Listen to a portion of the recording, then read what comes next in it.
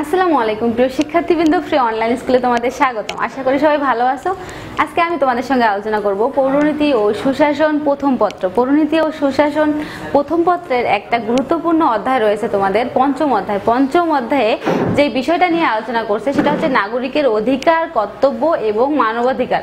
পৌরনীতি কিন্তু একটা নাগরিকতা বিষয়ক বিজ্ঞান। নাগরিকের অধিকার, কর্তব্য, মানবাধিকার প্রতিটা বিষয় নিয়েই কিন্তু পৌরনীতি আলোচনা করে। নাগরিকের অধিকার কি? নাগরিকের অধিকার হচ্ছে রাষ্ট্র কর্তৃক স্বীকৃত নাগরিকের বিভিন্ন কল্যাণকর সুযোগ সুবিধাগুলাই কিন্তু অধিকার। অধিকার কি? যে রাষ্ট্র যেগুলোকে স্বীকৃতি দেয় এবং নাগরিকের জন্য যে বিষয়গুলো কল্যাণকর, নাগরিকের যেগুলো দ্বারা উন্নতি হবে এবং কল্যাণ সাধিত হবে, সেই বিষয়গুলাই কিন্তু হচ্ছে অধিকার। অধিকারের সঙ্গে আবার গুরুত্বপূর্ণ একটা বিষয় রয়েছে কর্তব্য। অধিকার ও কর্তব্য একে অপরের সম্পর্কে ঘনিষ্ঠভাবে জড়িত। কারণ একটা রাষ্ট্র থেকে মানুষ যে শুধু নিয়ে যাবে, রাষ্ট্রকে কিছু দিবে না, এটা কখনোই হয় না। রাষ্ট্র থেকে কিছু অধিকার নিতে হলে অবশ্যই জনগণের কিছু দায়িত্ব ও কর্তব্য বর্তায় রাষ্ট্রের প্রতি। রাষ্ট্রের বিভিন্ন ধরনের উন্নতি সাধনের জন্য এবং একটা রাষ্ট্রকে সুশাসন প্রতিষ্ঠার ক্ষেত্রে কিন্তু সরকারও যেমন যতটা দায়িত্ব রয়েছে ততটা কিন্তু জনগণেরও দায়িত্ব রয়েছে। তো আমরা কি দেখতে পাই যে একটা জনগণকে সরকারের কাছ থেকে তাদের অধিকারগুলো আদায় করতে হলে সরকারকে রাষ্ট্রের প্রতিও তার কিছু কিন্তু দায়িত্ব রয়েছে। তো আমরা কি দেখতে পাই যে অধিকার ও কর্তব্য বিষয়টা কিন্তু একে অপরের পরিপূরক। শুধু এখন আমি আলোচনা করবো যে মানবাধিকারটা কি। মানবাধিকারটা হচ্ছে আন্তর্জাতিকভাবে স্বীকৃত মানুষের যে সহজাত এবং মানবিক গুণাবলী, তাকেই কিন্তু মানবাধিকার বলে। আমরা জানলাম যে অধিকার কি, কর্তব্য কি। এখন অধিকারের যে সংজ্ঞাটা দেওয়া হয়েছে সেই বিষয়টা এখন আমি তোমাদের সঙ্গে আলোচনা করব। অধিকারের সংজ্ঞাটা কি? অধিকারের সংজ্ঞা হচ্ছে সমাজের সকলের জন্য কল্যাণকর রাষ্ট্র কর্তৃক স্বীকৃত কতগুলো সুযোগ সুবিধাকেই কিন্তু অধিকার বলা হয়। রাষ্ট্র কি স্বীকৃত দেয়? একটা জনগণের চলাফেরার অধিকার থাকবে, বাক স্বাধীনতার অধিকার থাকবে, মত প্রকাশের অধিকার থাকবে, চাকরি করার অধিকার থাকবে, ন্যায্য পারিশ্রমিক পাওয়ার অধিকার থাকবে, কর্মের অধিকার থাকবে। এই অধিকারগুলো কিন্তু রাষ্ট্র কর্তৃক স্বীকৃত এবং জনগণের জন্য কল্যাণকর। জনগণকে যদি, একটা নাগরিককে যদি বলা হয় যে না, তোমাকে কোনো চাকরি দেওয়া হবে না বা তুমি কোনো কাজ করতে পারবে না, তখন তার জীবনটা কিন্তু দুর্বিষহ হয়ে যায়। তার পক্ষে কিন্তু কোনো কিছুই কল্যাণকর হয় না এবং তুমি কাজ করতেছো কিন্তু তোমাকে মজুরি দেওয়া হবে না, তাহলে কিন্তু সেই নাগরিকের জীবনটা কখনোই কল্যাণকর হয় না। তাহলে কি বলা হয়েছে যে নাগরিকের জন্য যেগুলো কল্যাণকর সুযোগ সুবিধা রাষ্ট্র কর্তৃক স্বীকৃত, তাকেই কিন্তু বলা হয় অধিকার। আর অধিকারের সম্পর্কে বিভিন্ন রাষ্ট্রবিজ্ঞানী, দার্শনিক বিভিন্ন মত দিয়েছে তোমাদের বইয়ে। শুরুতেই যে মতটা আমরা দেখতে পাই যে এল.টি. হবহাউস বলেছেন, অধিকার বলতে প্রকৃত অধিকার বলতে সামাজিক কল্যাণের জন্য কতগুলো সুযোগ সুবিধাকে বোঝায়। তাদেরকে বললাম একটু আগে যে মানুষের নিরাপত্তার অধিকার, ধর্ম প্রকাশের অধিকার, শিক্ষার অধিকার, এগুলোর মাধ্যমে কিন্তু মানুষের কল্যাণ সাধিত হয়। মানুষ যদি তার একটা মানুষ যদি শিক্ষিত হতে চায় কিন্তু শিক্ষার সুযোগ সুবিধাগুলো না পায়, তাহলে তার মধ্যে কিন্তু একটা অপূর্ণতা থেকে যাবে এবং একটা মানুষ একটি রাষ্ট্রের ধর্মের উপর বিধিবিধান আরোপ করা হলো যে এই ধর্মের লোকেরা তাদের, যেমন মুসলমানদের উপর তারা মসজিদে যাইতে পারবে না, তারা আল্লাহর ইবাদত করতে পারবে না, তাহলে কিন্তু তার মধ্যে কখনোই কল্যাণকর বিষয়টা একটা রাষ্ট্রে উপস্থাপিত হবে না। তো কি করতে হবে যে জনগণকে তাদের নিজ নিজ স্বাধীনতা দিতে হবে, যেগুলো রাষ্ট্র কর্তৃক স্বীকৃত এবং যেই সুযোগ সুবিধাগুলো পেলে জনগণের কল্যাণ সাধিত হয়, এটাকেই বলা হয় অধিকার। অধিকার সম্পর্কে আবার আর্নেস্ট বার্কার বলেছেন, অধিকার হচ্ছে ব্যক্তির সর্বোত্তম ব্যক্তিত্ব বিকাশের একটা মাধ্যম। একটা মানুষ বা একটা ব্যক্তি কিভাবে তার ব্যক্তিত্ব প্রকাশ পায়, ব্যক্তিত্ব প্রকাশ করে, সে শিক্ষার মাধ্যমে, নাচের মাধ্যমে, গানের মাধ্যমে বা ধর্মীয় অনুশাসনের মাধ্যমে, বিভিন্ন মাধ্যমে কিন্তু একটা মানুষের ব্যক্তিত্বটা প্রকাশ পায়। একটা মানুষকে যদি সঠিক শিক্ষা গ্রহণের সুযোগ সুবিধা না দেওয়া হতো, একটা মানুষকে যদি তার যে গুণাবলীগুলো আছে সেই গুণাবলীগুলো প্রকাশ করতে দেওয়া না হতো, তাহলে একটি সমাজে কিন্তু কখনোই একটা মানুষের কি করতে হবে যে ব্যক্তিত্ব বিকাশের ক্ষেত্রে একটা মানুষকে অবশ্যই সুযোগ সুবিধা দিতে হবে। আর এই সুযোগ সুবিধাগুলো কিন্তু রাষ্ট্র কর্তৃক স্বীকৃত। এটাই বলা হচ্ছে যে রাষ্ট্র কর্তৃক স্বীকৃত মানুষের ব্যক্তিত্ব বিকাশের জন্য যে সুযোগ সুবিধাগুলো দেওয়া হয়, এটাকেই কিন্তু বলা হয় অধিকার। তো অধিকার কিন্তু বিভিন্ন ধরনের হয়। তো আমরা এখন জানবো যে অধিকার কি কি এবং কয় ধরনের। অধিকারের শ্রেণী বিভাগ। অধিকারের শ্রেণী বিভাগ। অধিকার কয় প্রকার? তোমাদের কিন্তু বহু নির্বাচনী এবং জ্ঞানমূলক কোশ্চেন আসতে পারে যে অধিকার প্রথমত কয় প্রকার হয়। অধিকার প্রথমত আমরা জানি যে অধিকার হয় দুই প্রকার।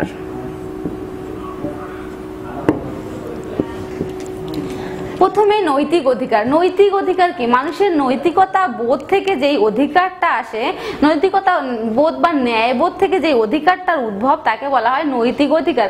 নৈতিক অধিকারের জন্য কিন্তু রাষ্ট্র কর্তৃক কোনো শাসন প্রদান করা হয় না। নৈতিক অধিকারগুলো যদি মানুষ পালন না করে তাহলে কিন্তু মানুষ তার বিবেকের কাছে দংশিত হয়। নৈতিক অধিকারগুলো কি? যেমন ভিক্ষুককে ভিক্ষা দেওয়া, অসহায়কে সেবা করা। নৈতিক অধিকার কি? যে তোমার পিতামাতা যখন বয়স্ক হয়, বৃদ্ধ হয়ে যায়, তখন পিতামাতার সেবা যত্ন করা, এগুলো কিন্তু মানুষের নৈতিক দায়িত্ব হয়ে যায়। এবং সন্ততিকে লালন পালন করা, এগুলো কিন্তু মানুষের নৈতিক দায়িত্ব এবং নৈতিক অধিকার। এগুলোকেই বলা হয় কিন্তু নৈতিক অধিকার। ভিক্ষুকে ভিক্ষা দেওয়া, অসহায়কে সাহায্য করা, বন্যার্তদেরকে সাহায্য করা, এগুলোকে বলা হয় যে নৈতিক অধিকার। শুধু নৈতিক অধিকার পালন করলেই হবে না, আমরা অধিকারের আরেকটা শ্রেণীবিভাগ দেখতে পাই যে আইনগত অধিকার। নৈতিক অধিকার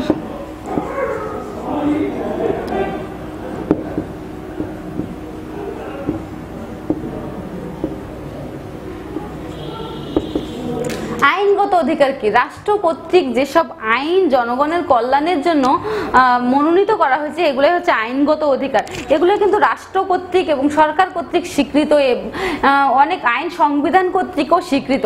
আইনগত অধিকারগুলো হচ্ছে জনগণের নিজের ব্যক্তিত্ব প্রকাশের অধিকার, জীবন ধারণের অধিকার, ইচ্ছামতো চলাফেরার অধিকার, চিন্তা ও মত প্রকাশের অধিকার, সভা সমিতি করার অধিকার। এই অধিকারগুলো কিন্তু মানুষের আইনগত অধিকার। আইনগতভাবেই কিন্তু এই অধিকারগুলো বলা হয়েছে যে একটা মানুষ তার ইচ্ছা মতো চলাফেরা করতে পারবে, একটা মানুষ তার চিন্তা চেতনাগুলোকে প্রকাশ করতে পারবে, এবং কি যে কর্মের অধিকার, একটা মানুষ তার যোগ্যতা অনুযায়ী তার কর্ম সম্পাদন করতে পারবে এবং কর্মের বিনিময়ে মজুরি লাভের অধিকার, এই শিক্ষা লাভের অধিকার, ব্যক্তিত্ব প্রকাশের অধিকার, নিজস্ব সংস্কৃতি ও ভাষা প্রকাশের অধিকার, নিজস্ব ধর্ম প্রকাশের অধিকার। এই অধিকারগুলোকে বলা হয় আইনগত অধিকার। তাহলে আমরা কি জানলাম যে অধিকার দুই ধরনের, একটা হচ্ছে নৈতিক অধিকার, একটা হচ্ছে আইনগত অধিকার।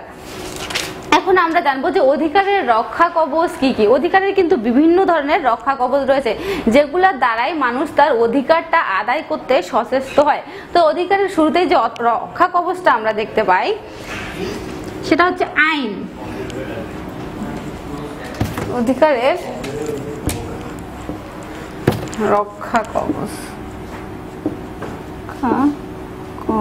অধিকারের রক্ষা কবচ সর্বপ্রথম আইন।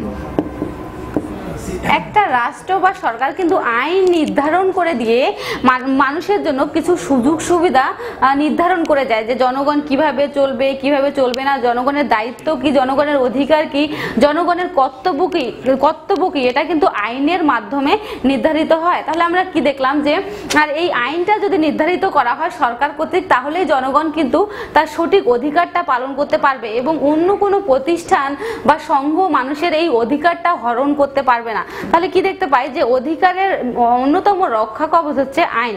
পরবর্তী যে রক্ষা কবচটা আমরা দেখতে পাই সেটা হচ্ছে গণতন্ত্র।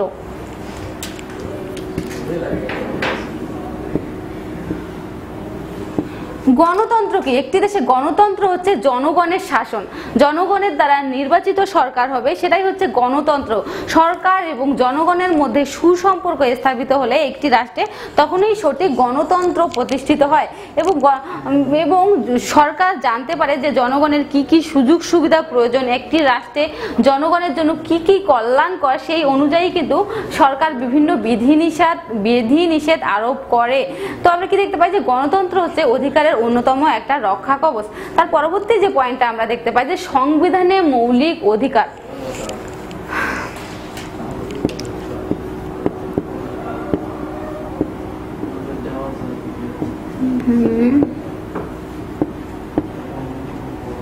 মৌলিক অধিকার সংবিধানে মৌলিক অধিকারগুলো জনগণের কিন্তু সন্নিবেশিত করা হয় যে মানুষের কি কি অধিকার না। সংবিধানের 23 থেকে 47 নং অনুচ্ছেদ পর্যন্ত কিন্তু বলা হয়েছে যে মানুষের জনগণের কি কি অধিকার রয়েছে একটি রাষ্ট্রে। জনগণের চলাফেরার অধিকার, মত প্রকাশের অধিকার, শিক্ষা গ্রহণের অধিকার, চাকরি পাওয়ার অধিকার, এই অধিকারগুলো কিন্তু সংবিধানেই বলা হয়েছে। তো এই অধিকারগুলো অন্য কোনো প্রতিষ্ঠান চাইলেই কিন্তু খর্ব করতে পারবে না বা নষ্ট করতে পারবে না। যে কোনো ব্যক্তি, প্রতিষ্ঠান, দলীয় নেতারা চাইলেই কিন্তু এই অধিকারগুলো হরণ করতে পারবে না, কারণ এটা জনগণের মৌলিক অধিকার। কেউ চাইলেই তার যোগ্যতা অনুযায়ী কিন্তু কোনো জায়গায় চাকরি করতে পারবে। কেউ এসে এটার উপর বিধিনিষেধ আরোপ করতে পারবে না যে না তুমি চাকরি করতে পারবে না, তোমাকে ঘরে বসে বন্দি থাকতে হবে। এগুলো কিন্তু অধিকারের মধ্যে পড়ে না। চাকরি করাটা বা কোনো কর্ম সম্পাদন করা এটা মানুষের মৌলিক অধিকার, এবং চাকরির বিনিময়ে অর্থ পাওয়াটা, মজুরি পাওয়াটাও এটাও কিন্তু মানুষের মৌলিক অধিকার। তার পরবর্তী যে স্বাধীনতার অধিকারের রক্ষা কবচটা সেটা হচ্ছে বিচার বিভাগের স্বাধীনতা। বিচার বিভাগ, আইন বিভাগ, সরকারের যে 3টা বিভাগ রয়েছে, আইন বিভাগ, শাসন বিভাগ এবং বিচার বিভাগ। বিচার বিভাগ কিন্তু আইন বিভাগ এবং শাসন বিভাগের অধীনতা মুক্ত থাকবে।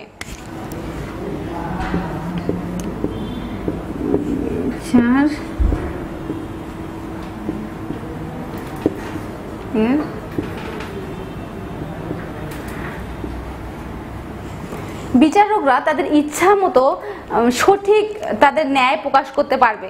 বিচারকদের যদি সরকারি দল বা অন্য কোনো চাপ সৃষ্টিকারী দল যদি চাপ প্রয়োগ করে যে না সরকার যেইভাবে চাইবে সেইভাবে একটা রাষ্ট্রের মতামত দেওয়া হবে বা একটা মানুষের উপর রায় দেওয়া হবে, বিরোধী দলকে সরকার চাইলেই ফাঁসাই দিতে পারবে না, বিচার বিভাগকে এই রায় দিতে হবে, তাহলে একটি রাষ্ট্রে কখনোই কিন্তু সুশাসনও প্রতিষ্ঠা হবে না বা মানুষের অধিকারও প্রতিষ্ঠিত হবে না।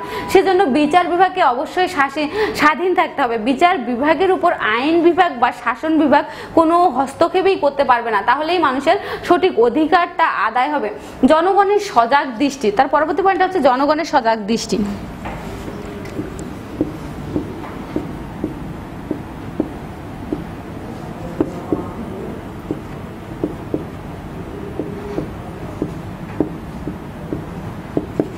জনগণের যদি সজাগ দৃষ্টি থাকে যে জনগণের কি কি দায়িত্ব, জনগণের কি কি কর্তব্য, একটা রাষ্ট্র থেকে জনগণ কি কি অধিকার লাভ করবে, জনগণ যদি তাদের অধিকারগুলো জানে তাহলে কখনোই কিন্তু তাদের অধিকারগুলো কেউ খর্ব করতে পারবে না বা তাদের অধিকারগুলোতে হস্তক্ষেপ করতে পারবে না। কেউ যদি তাদের অধিকারগুলোতে হস্তক্ষেপ করতে আসে তাহলে জনগণ কিন্তু তাদের আইন অনুযায়ী ব্যবস্থা নিতে পারবে। সেজন্য কি করতে হবে, যে অধিকারের রক্ষা কবচের মধ্যে গুরুত্বপূর্ণ বিষয় হচ্ছে জনগণের সজাগ দৃষ্টি। আমি এতক্ষণ আলোচনা করলাম যে অধিকারের ক্ষেত্রে অধিকার কি কি অধিকার পালন করবে, অধিকারের শ্রেণীবিভাগ এবং অধিকারের রক্ষা কবচ। এখন আমি তোমাদের সঙ্গে আলোচনা করব কর্তব্য, কারণ অধিকার থেকেই কিন্তু কর্তব্য বিষয়টা আসে। অধিকার, একটা রাষ্ট্র থেকে কিছু অধিকার নিলে জনগণের দায়িত্ব রাষ্ট্রের প্রতি কিছু কর্তব্য পালন করা। এখন আমি তোমাদের সঙ্গে আলোচনা করব যে কর্তব্যের শ্রেণীবিভাগ বা কর্তব্যের প্রকারভেদ। কর্তব্য কিন্তু বেশ কয়েকটি ভাগে ভাগ হয়। যেমন শুরুতেই আমি আলোচনা করি যে সামাজিক কর্তব্য।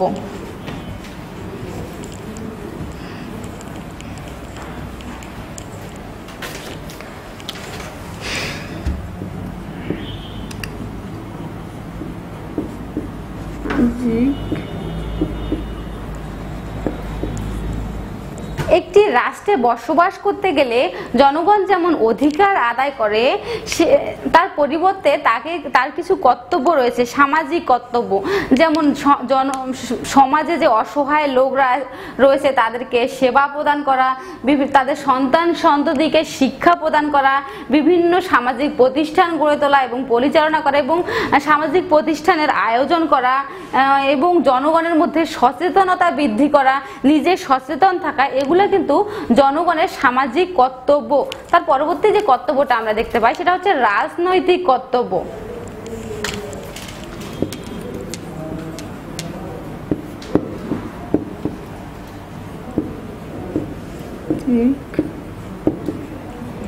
একটি রাষ্ট্রে বা একটি সমাজে বসবাস করতে গেলে জনগণের কিন্তু বিভিন্ন রাজনৈতিক কর্তব্য রয়েছে। যেমন জনগণ ভোটাধিকার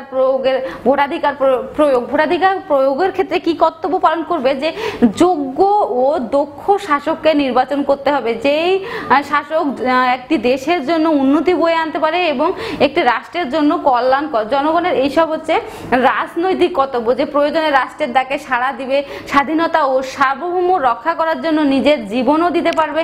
এসব হচ্ছে জনগণের রাজনৈতিক কর্তব্য। এবং রাষ্ট্রের প্রতি অনুগত প্রদর্শন করতে হবে। এবং রাষ্ট্র যে আইনগুলা তৈরি করে, রাষ্ট্র আইনগুলো কাদের জন্য তৈরি করে? রাষ্ট্র আইন তৈরি করে জনগণের জন্য, এবং জনগণকে সেটা মেনে তাদের কর্তব্যটা পালন করতে হবে। এগুলো আমরা কি দেখতে পাই, যে রাজনৈতিক কর্তব্য। অর্থনৈতিক কর্তব্য, পরবর্তী বিষয়টা হচ্ছে অর্থনৈতিক কর্তব্য।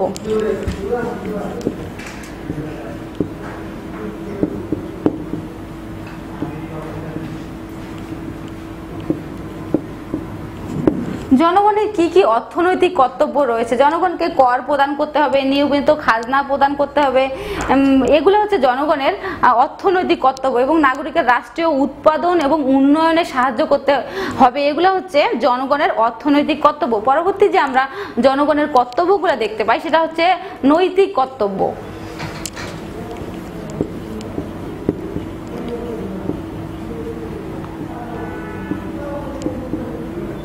নৈতিক কর্তব্য কি? একটু আগে আমি বললাম নৈতিক কর্তব্য ভিক্ষুককে ভিক্ষা দিতে হবে, অসহায় লোককে সাহায্য করতে হবে, পিতা মাতাকে সেবা করতে হবে। পিতা মাতা যখন বৃদ্ধ হয়ে যায়, বয়স্ক হয়ে যায়, তখন তাদেরকে সেবা করা এবং নিজের সন্তানদের প্রতি দায়িত্ব পালন করা, এগুলো হচ্ছে মানুষের নৈতিক কর্তব্য।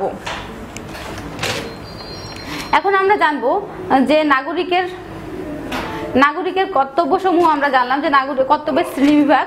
এখন জানবো যে নাগরিকের কর্তব্য সমূহ কি কি। একটা রাষ্ট্রে বসবাস করতে গেলে একটু আগে আমি বললাম যে অধিকারের পাশাপাশি নাগরিককে কিন্তু বিভিন্ন কর্তব্য পালন করতে হয়।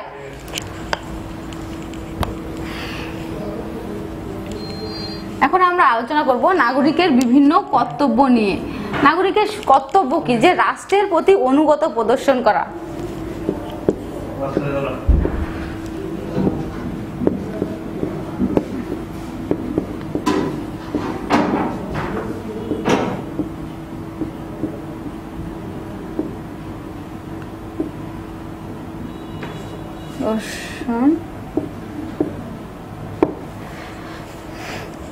জনগণের কর্তব্য কি? যে রাষ্ট্রের প্রতি অনুগত প্রদর্শন করা। অবশ্যই রাষ্ট্রের প্রতি অনুগত প্রকাশ করতে হবে, রাষ্ট্রের আদেশ ও নির্দেশ মেনে চলতে হবে, রাষ্ট্রের অস্তিত্বের উপর নাগরিকের অধিকারের নির্ভরশীলতা করতে হবে, সার্বভৌম রক্ষা করার ক্ষেত্রে জনগণকে তার বিভিন্ন কর্তব্য পালন করতে হবে। এবং একটি দেশে যদি দুর্যোগকালীন সময় আসে যে তার সার্বভৌমতা নষ্ট হয়ে যাচ্ছে, তাহলে তাকে তার নিজের দেশের অস্তিত্বটাকে রক্ষা করতে হলে নিজের জীবন দিতেও কখনো পিছু পা হবে না। এটা হচ্ছে জনগণের রাষ্ট্রের প্রতি কর্তব্য। তারপরে আমরা যে বিষয়টা দেখতে পাই যে আইনের প্রতি কর্তব্য।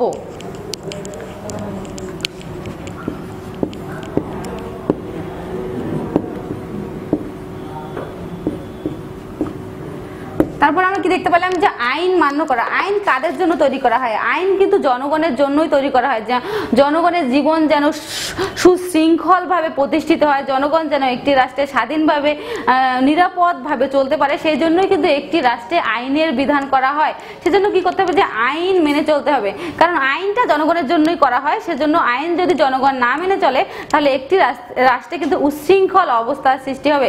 নাগরিকের কর্তব্যের মধ্যে অন্যতম একটা কর্তব্য হলো আইন মান্য করা। তারপরের যে কর্তব্যটা আমরা দেখতে পাই যে সততার সাথে ভোটাধিকার প্রয়োগ করা।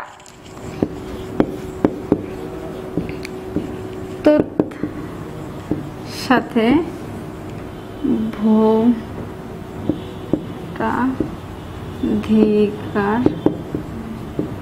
প্রয়োগ। অনেক সময় দেখা যায় যে মানুষ তার বংশ পরম্পরায় যাকে ভোট দিয়ে আসতেছে, যে আমার বাবা এই দলকে ভোট দিছে, আমার দাদা এই দলকে ভোট দিছে, আমিও সেম দলকে ভোট দিব, এটা কিন্তু করা যাবে না। অবশ্যই সততার সঙ্গে ভোটাধিকার প্রয়োগ করতে হবে। একটি দেশের জন্য কল্যাণকর, একটি রাষ্ট্রের জন্য উন্নয়ন বয়ে নিয়ে আসতে পারবে এবং জনগণের যে সরকার হবে, যে জনগণকে নিয়ে ভাববে, সেই রকম সরকারকেই কিন্তু ভোটে নির্বাচিত করতে হবে। তাহলে কিন্তু একটি রাষ্ট্রে জনগণের জনগণ সঠিক সুযোগ সুবিধাগুলো পায়, তাহলে কি করতে হবে? জনগণকে তার ভোটাধিকার ক্ষেত্রে সততার সাথে ভোটাধিকারটা প্রয়োগ করতে হবে। তার পরবর্তী যে আমরা গুরুত্বপূর্ণ বিষয়টা দেখতে পাই, সৎ ও যোগ্য নেতৃত্ব নির্বাচন।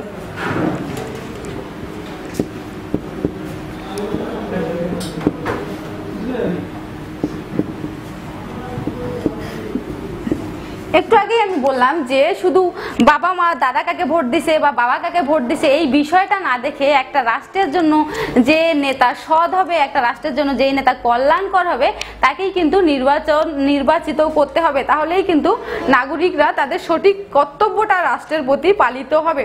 তার পরবর্তী যে বিষয়টা আমরা দেখতে পাই যে নিয়মিত কর প্রদান।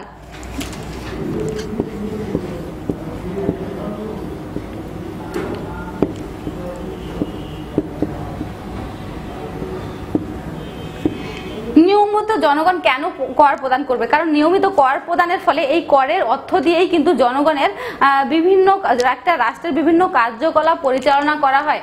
সেজন্য জনগণকে অবশ্যই নিয়মিত কর প্রদান করবে, সেই কাজে নিয়মিত কর প্রদান করা উচিত।